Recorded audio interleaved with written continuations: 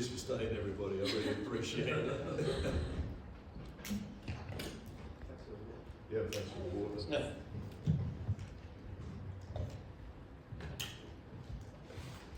Sorry about that. Caught up on time and then lost it again. It's fine. Sorry.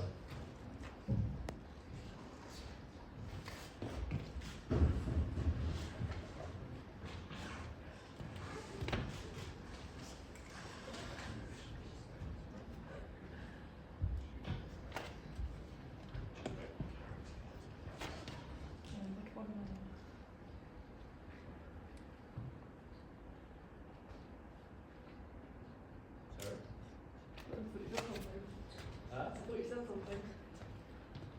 Never.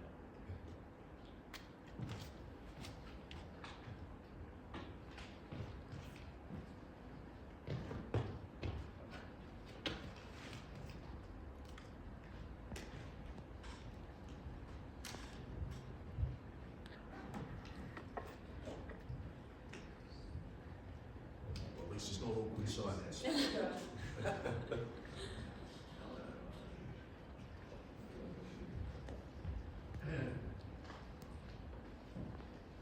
right? Oh, okay, sorry. So, final film of Saturday night, Romford Film Festival, and I have Mal, Michael, and Ro from Burnt Flowers. So, Burnt Flowers has been doing the circuit for a little while now. What is this, your fifth or sixth? I'll have to ask Lou actually. I think it's what, fourth or fifth? Four. Who said that? Four, me. Fourth. Oh, thank you, Lou. So let's do this slightly differently. I'm going to start with you, Michael. Talk to us about your inspirations. Who are your filming idols? I mean, to be honest with you, it's difficult just to have just one filming idol because cinema is so broad and there's so many things that kind of went into inspiring Burnt Flowers. Big sort of point of reference, British filmmaker Michael Powell, who I'll spend all day talking about, people ask me about. I saw those films growing up, films like The Red Shoes and Black Narcissus, and they really had a sort of huge impact on me just in terms of sort of weird and very intense visuals that was involved there. I also really sort of fell in love with a film called Performance, which is a sort of very strange psychedelic gangster film that I saw way back in, I think, these sort of like early 80s, and I didn't really know that you could make films like that. I thought films had to be very sort of linear and genre-wise very sort of traditional. So yes, the films of Michael Powell, Performance. And I also really love this sort of French gangster films with Jean-Pierre Melville. I've always really loved those, that kind of take on the Hollywood gangster film that he did and brought a very sort of French element to it. And final one, probably that sort of strange cult filmmaker Jean Rollin, who just always surprised and frustrated in equal measure, but was always very watchable. When we watch the film, one of the things that I think really stands out is the amount of scene cuts, lots of different camera angles. Obviously, Kamal, you were cinematographer on this. How much of that is you? How much of that is Michael's direction? It's complete collaboration. The way that me and Michael work, we discuss in length on the kind of visual style that we want to go for. So, I mean, I didn't shoot every single frame of that. Some of that is actually Michael himself because I didn't come onto the project from the beginning. I came on. Turn the mic on. We can't hear you. You can't hear me. It's on. It's just I just need to shout that. Yeah. Yeah. So it's a complete and utter collaboration between me and Michael. I didn't come onto the project from the very beginning. I kind of came on a couple of one shoot into production. Yeah. But me and Michael had heavy discussions on the look that we wanted and the style of the way the camera was going to move and the kind of emotion that was going to be attached to the shots and the way that Michael was doing. So he's a director with an absolute vision of what he wants. It's a very clear vision, but he also allows us to play and bring our own to it. So it's very much a collaborative process. So it's both our brains really together. Where did you get pulled in, and how did they entice you into this project? I actually originally auditioned for the role of Frank, Yeah. and they got back to me and said, actually, the way you look and like the way you act, we can imagine you more in this role of Catherine. And they gave me the full brief on her and everything, and I was actually really happy to get that role because she was awesome. And I really enjoy portraying characters that have like a darker side. Get to do all those cool things. And how easy does that come to you, that darker side? Probably shouldn't say this, but it comes very easy. And you're always really cool with the blood, which we Yeah. love. You're always going, more blood, my more God, blood. Honestly, the blood was the best part of the whole thing. It's just, I am a sucker for fake blood. It's brilliant. So let's talk. Sorry, I just want to say something about that performance. Yeah, because it's incredible. It's incredible because it's completely wordless.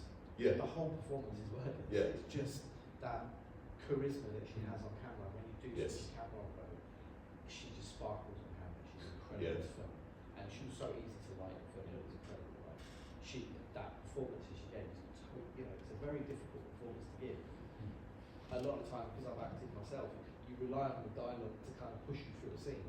She had none of that. It was literally just her physicality and her chemistry, and she was incredible. and when we came to edit it, you're like literally looking at virtually every frame of Row, and it's kind of like, which ones do we use? Because camera presence is a strange thing, because it's some people just have it and it can't be taught. People just seem to have this kind of charisma on screen.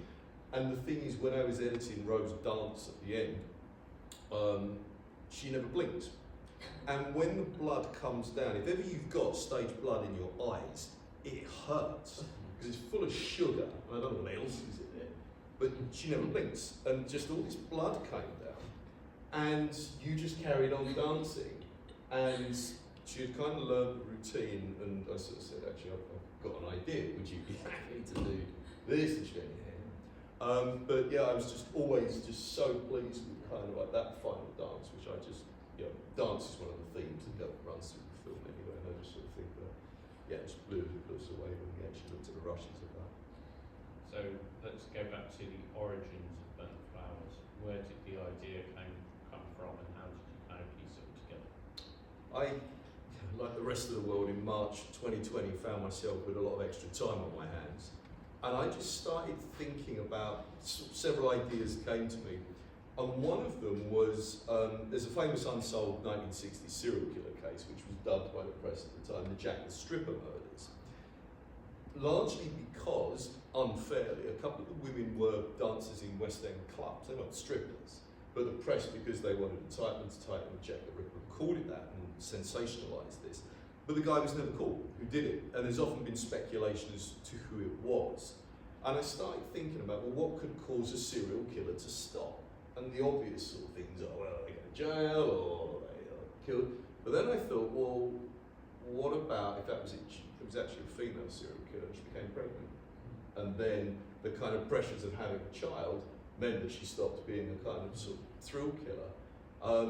And one of the other ideas that's kind of explored in the film is that idea of what do you inherit from your parents? Do you inherit a capacity for violence, killing, sexual proclivities and things like that, or is this something that it kind of comes as a result of your own development?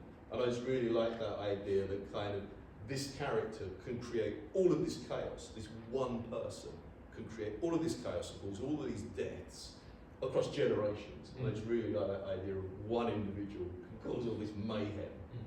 So that's kind of, I suppose, the sort of genesis about the script began. And sticking with you for a little bit longer, ignoring the Mercury. Talk us through the filming locations and some of your, more unique props like cars, things like that. Talk, where does all this come from? Some of those locations. How did you pick them? I mean, to be honest with you, we were really fortuitous with the location. In the producer Lou was actually involved with something else, and we were, first of all, we sort of wanted somewhere a kind of 1990s office to film for a CID office, we sort of looking at a kind of police office. And Luke gets this phone call from a friend who sort of says, yeah, we've got a building that's got old offices in that we don't use, but the building they were talking about is the one that you see. That whole building is mothballed and it's not used. And we can't actually really say where it is. We're not allowed to say where it is. It was actually used in a 1970s children's show, but I can't actually tell you what that one is without giving it away either, its location. But it's a strange place. So it's reputed to be haunted, and we had some strange occurrences there, but that's a whole other Q&A. But really, we were very fortuitous with that. And our sound guy, Nick, one of those cars, the old the Hillman that you see, which is the white sort of 1960s car, belongs to his uncle, who is one of the gangsters you see at the end on the kind of balcony with a shotgun. Because originally in the script I wanted a Zodiac, and Nick, our sound guy, just sort of said, well, I've got a Hillman and it's in perfect condition because it's my uncle's car. And then Mark, who plays Hallows, Detective Hallows, he's got several old cars, one of which is that Merc, which the week before had been used in a Jim Broadbent movie. So it's a 1990s Merc, and I just sort of said to Mark, any chance that we could actually answer that? So we borrowed, we scrounged, and we were extremely lucky with those sort of props and locations. And in no small part, as Kem sort of says, it is that collaboration. I think Kem's cinematography really got that mileage out those vehicles in that location. You can have the best location and props in the world, but if they're just not shown off through a skilled DP, then it just doesn't really bring value to the screen. So, it's probably, you've been quite open about the fact that you don't really have any budget. No, I don't have any money. To shoot something that's quite ambitious, and the financial restraints of that, how do you put all that together? Honestly, I work a day job and I save up, and we haven't actually done any crowdfunders yet. It's not something I'm averse to, but we sell merch on our site. T-shirts £20, DVDs £10. And the other thing as well is, we just kind of call in favours, and that's how it gets done. And so we were speaking earlier in the day about collaboration, the collaborative process of filmmaking. And, Andrew Elias, Kamal, Mark Lawrence, all of these people, they helped us out. And, in turn, you repay those favours. Nobody can do this by themselves, and to be honest with you, there is a hell of a lot of positivity within micro-budget horror, and I think everybody pitches in, and that's how we get stuff done, because we can't compete with the majors. We're never going to compete with the majors. We're never going to have that money. But if we help each other out, then all of our productions get better. Right, what was the biggest challenge of the film for you? Biggest challenge? I mean, obviously there's some quite rowdy scenes in there. That was a bit of a challenge. I mean, it was fine because I was working with all these people I felt very comfortable with, and it wasn't scary or uncomfortable in any way. But obviously, in those scenes, you have to be so serious and so mysterious and sexy. It's just hard when, I don't know, you kind of just want to giggle through it. This is so silly. I think that's the hardest part, but I think we got through it quite well. No, I really think you did. I mean, I just again watching it, the size of that image, and just your eyes just seem to burn out the screen. And I think the stuff he was doing with Mel, who plays Austin, as I say, that was pretty raunchy. But actually, sort of that very sort of small, it's actually a lot smaller than that set than you realise, so it wasn't cramped at times. With sort of sort of me at the doorway and sort of Ken in there with a camera, But no, I just couldn't be happier with what we managed to achieve. What did you shoot on? It was shot by Magic. We just shot it, a lot of it raw, so then we could get that 60s look that we wanted to try and create. So I lit it in a certain way that kind of resembled the way 60s films are shot. Mm. And then we graded it in a way that then capitalised on that look. So we shot it on black magic, Yeah. but I managed to get that 60s feel and look to it. And also you have to give props to Lou for her production design. Yeah. Because the production design for the 60s stuff really helped us create that kind of 60s look. So Yeah. Of course, it's hard to do production design without any money. Yeah. yeah, exactly. And maintain that across a feature. Yeah. You know, it's, what is it, 99 minutes, and you've got to kind of think about all those different locations. So not just the 60s one. The CID office has to look like it's a cop's office. You know, it can't just look like, you know, a room or an office. And so you have to think about all of those details. And literally, this was, you know, this is years worth of work. You know, from beginning to end. This is 4 years worth of work. And we were just sourcing material. My sort of sister's got like a sort of vintage business. And so I lent fairly heavily on her. So a lot of the curtains and that you see, and actually 60s curtains are really hard to get hold of. But we managed to get hold of some 1960s curtains and crockery and stuff like that. And the costumes as well, you know, we always had a very strong idea in terms of colour. So Roe is often associated either with white or red, colour of a character of Kathleen Orban. And then other characters are associated with other kind of things depending on where they are in the narrative. So early on Taylor is red and then it kind of moves to blue as he's aged. And then of course some of the characters don't age at all.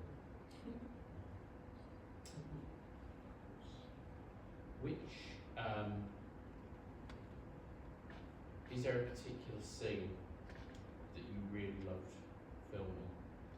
Something that kind of really like, kind of blew your mind, any of you, really?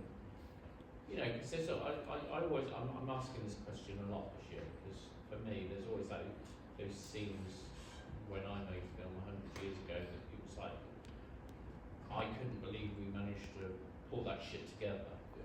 Because some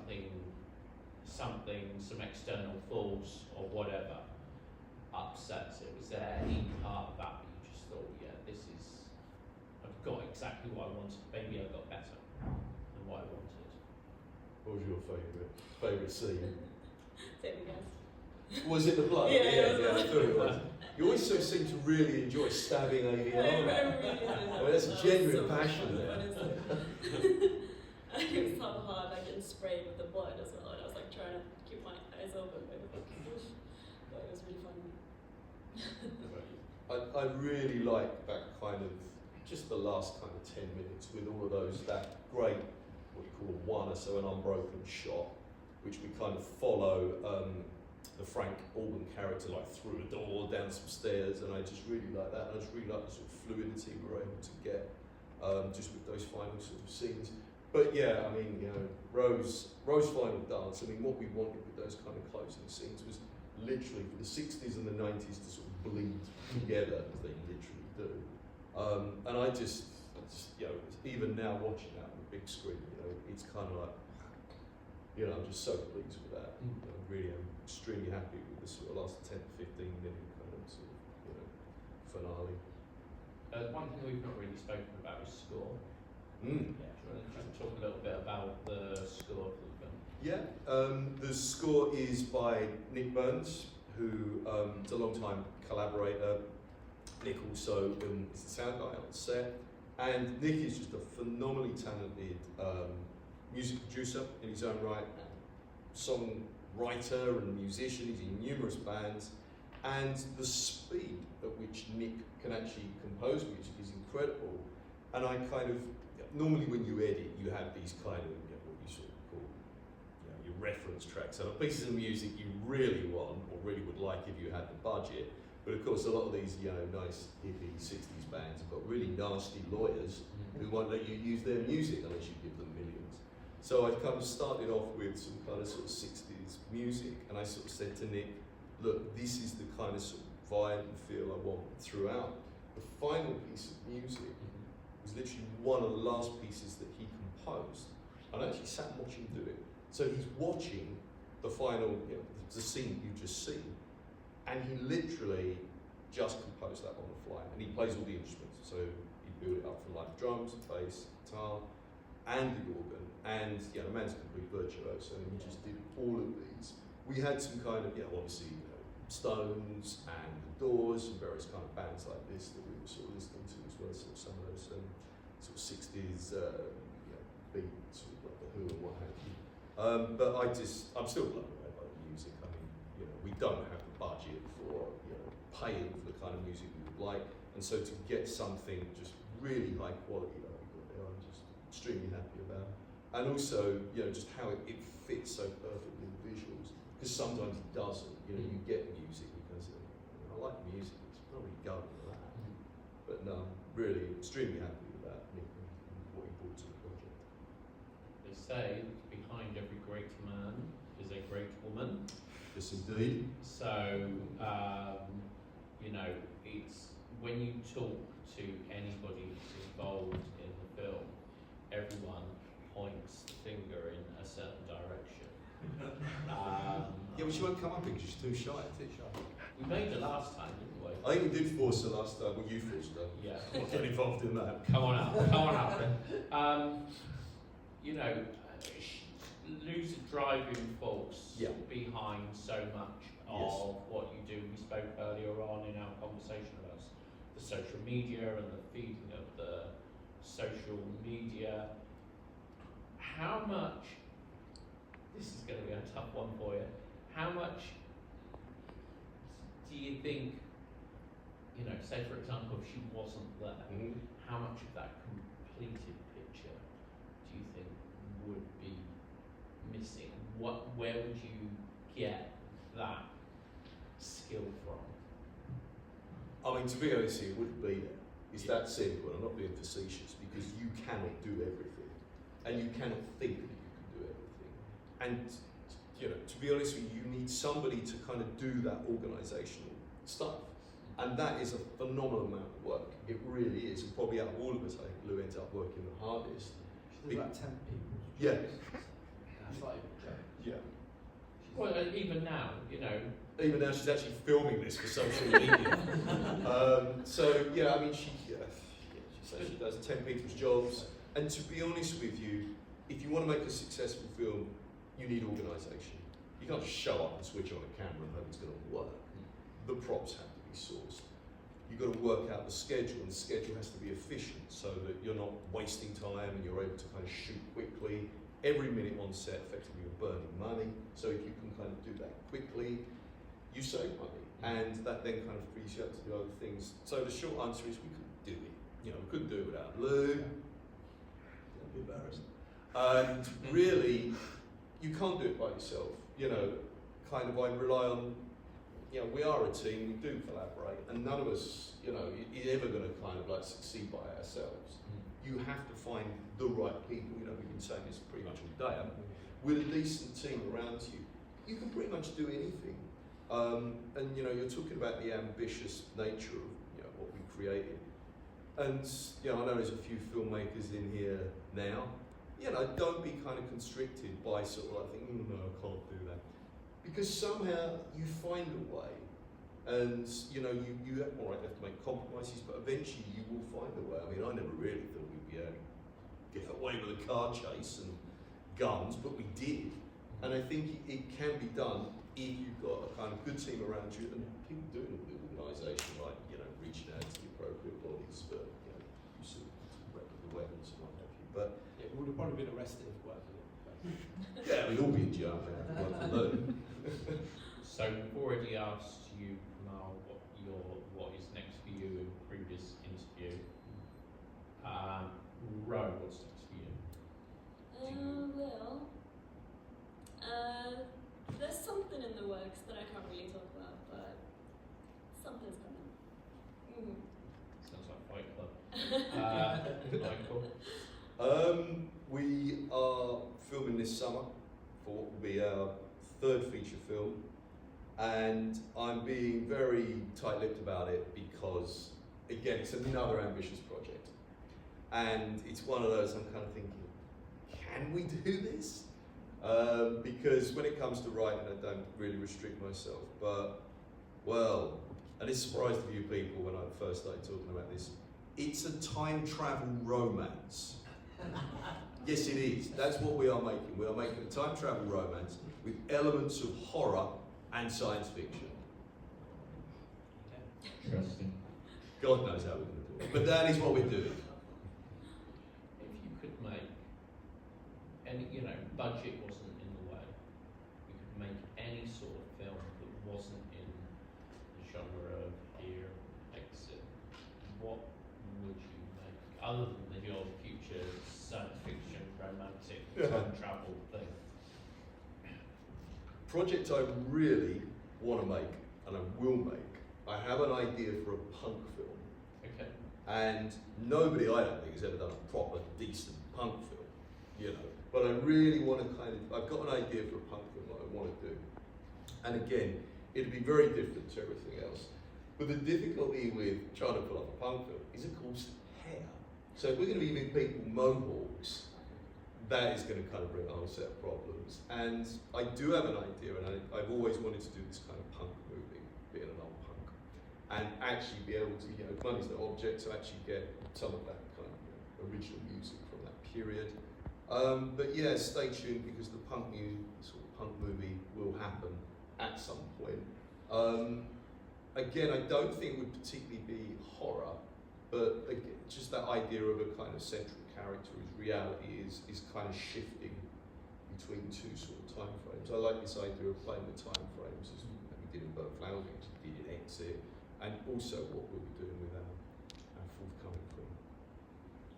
And just before I close, just to go back onto the music, because you mentioned punk, so music's obviously a huge passion in there, because Yes. you can't have punk without having music. Certainly can't. And not dismissing Nick's work, but if money wasn't an issue and licensing wasn't an issue, what music would you have liked to have put into Burnt Flowers? Are there any specific tracks that you think that would have been, when you're writing, you've got these songs in your head. Talk to us about some of those. Yeah, I mean, too many to really mention. I mean, there's a song by the 13th Floor Elevators, which I really liked, and that was initially what the piece of music was, but at the end, just this very long, kind of meandering sort of 60s piece. The Rolling Stones, I mean, all what you pretty much expect, but also some of that kind of darker garage stuff. So a lot of these American bands, they heard the Beatles, but then went off and made their own stuff. And I think it was a really interesting time, both in the UK and the US, the 60s, that produced some really interesting, innovative music and production techniques. So yeah, I mean, if I had a kind of wish list, it would probably be some Rolling Stone stuff. But no one would have thought that. Because it's midnight, I think everyone's in a coma. I don't have a roving mic, but what I wanted to know is, have we got any questions out there? And do you mind shouting? No? Wonderful. Listen, midnight. 5 past midnight. Not bad. Burnt Flowers team, thank you very much. Thank Big round of applause.